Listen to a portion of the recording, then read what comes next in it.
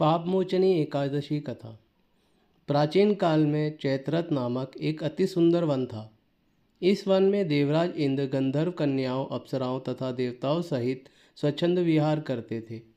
इस वन में चैवन ऋषि के पुत्र मेधावी नामक ऋषि तपस्या करते थे। ऋषि शिव भक्त तथा अप्सराएं शिवद्रोही कामदेव की अनुचरी थी। एक समय की बात है, कामदेव ने बदले और द्वेष की भावना के तहत ऋषि मेधावी की तपस्या को भंग करना चाहा। इसी उद्देश्य की पूर्ति के लिए कामदेव ने मंजुघोषा नामक अप्सरा को भेजा। उसने अपने नित्य गान और हाव भाव से ऋषि का ध्यान भंग किया। अप्सरा के हाव भाव और नित्य गान से ऋषि उस पर मोहित हो गए। फलस्वरूप ऋषि मंजुघोषा के साथ रमण करने लगे और उन्हें दिन रात का कुछ विचार नहीं रहा। दोनों में कई साल साथ गुजार दिए। एक दिन जब मंजुघोषा ने जाने की आज्ञा मांगी तो ऋषि ने उनसे रोकना चाहा।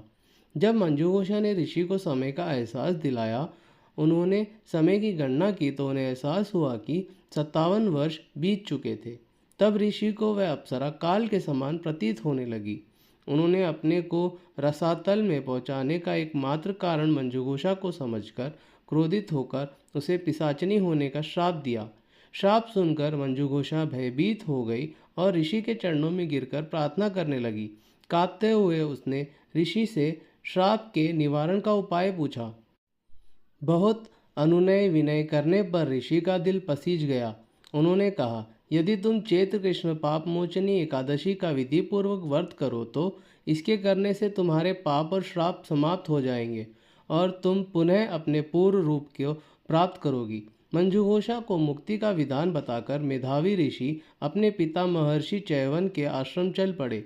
श्राप की बात सुनकर चैवन ऋषि ने कहा, पुत्र, यह तुमने क्या अनर्थ कर दिया। श्राप देकर अपना सारस पुण्य क्षीण कर दिया। अतः तुम भी पापमोचनी एकादशी का व्रत करो। इस प्रकार पापमोचनी एकादशी का व्रत करके मंजुघोषा ने श्राप से तथा ऋषि मेधावी ने पाप से मुक्ति पाई। पापमोचनी एकादशी के व्रत को करने से सब पाप नष्ट हो जाते हैं। इस कथा को पढ़ने या सुनने से 1000 गोदान का फल मिलता है। बोलो राधे राधे।